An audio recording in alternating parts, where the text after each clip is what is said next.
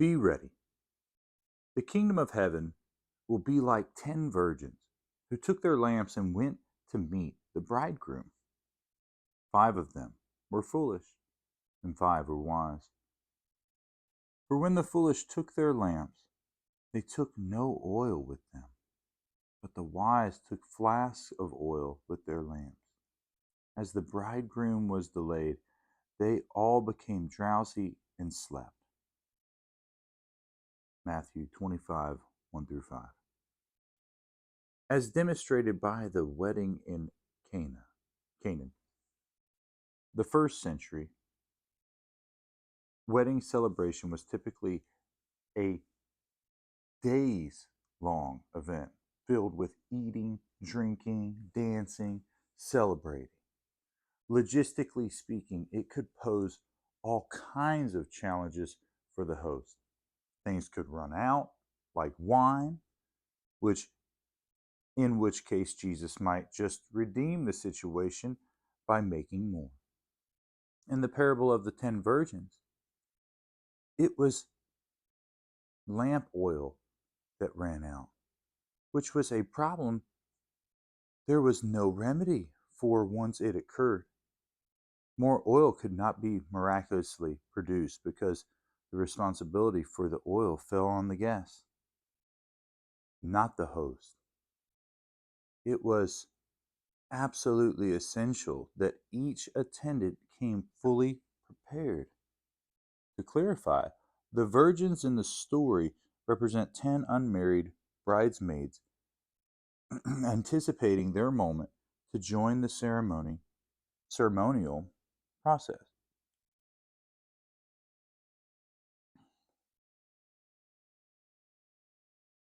Procession. Unlike the medically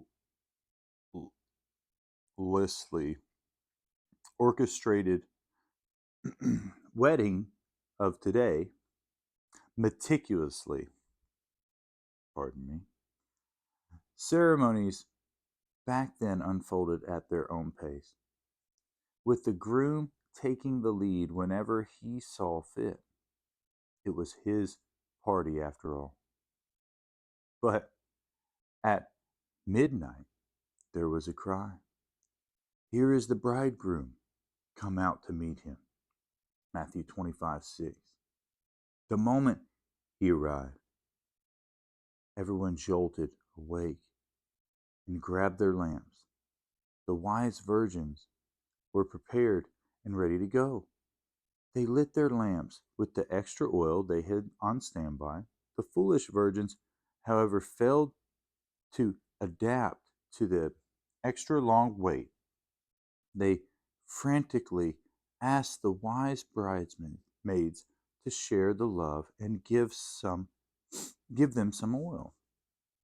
But that wasn't an option. And by the time the foolish virgins returned from the oil store, it was too late.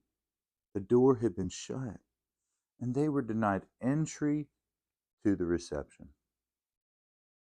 In desperation, they pleaded, Lord, Lord, open to us.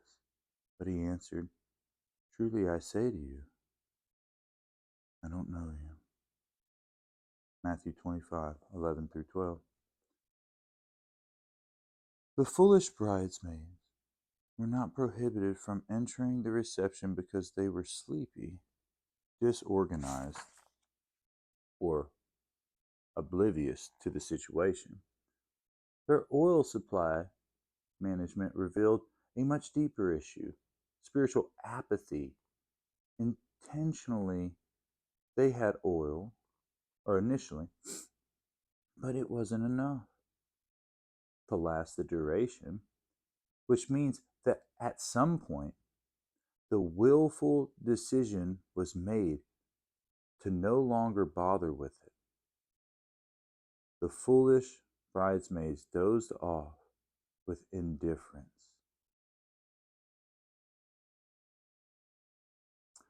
Assuming that someone else, or a last ditch effort, could reverse the consequences of their action.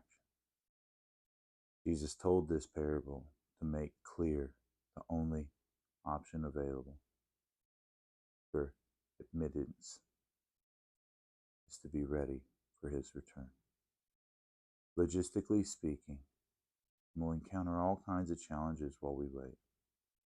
However, the one thing not run out of is oil, because oil represents the indwelling and empowering of the Holy Spirit,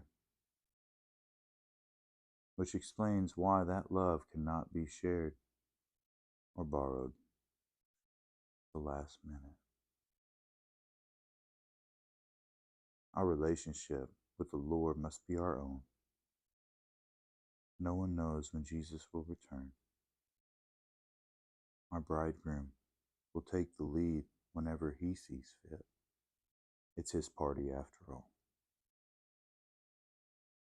In the meantime, we are to be fully prepared by knowing him, so that when we're finally jolted awake, we're ready to enter the reception. Prayer focus. Thank God for the much needed Redeemer to be spiritually prepared and ready for Jesus' return. Ask him to give you a sense of urgency and anticipation so that you can live each day with purpose and readiness. Moving forward, are you ready? Do you have a personal relationship with Jesus? Or have you relied on the faith of friends and family members? My answer to that question for you would be to pick up the word in the morning and then pray after and seek him and knock and ask. Next question, are you genuinely anticipating the return of Christ? Or have you dozed off with indifference and become distracted by worldly concerns?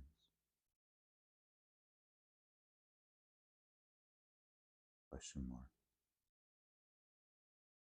What are some steps you can take to cultivate a heart that is watchful, alert, and ready for the bridegroom to return?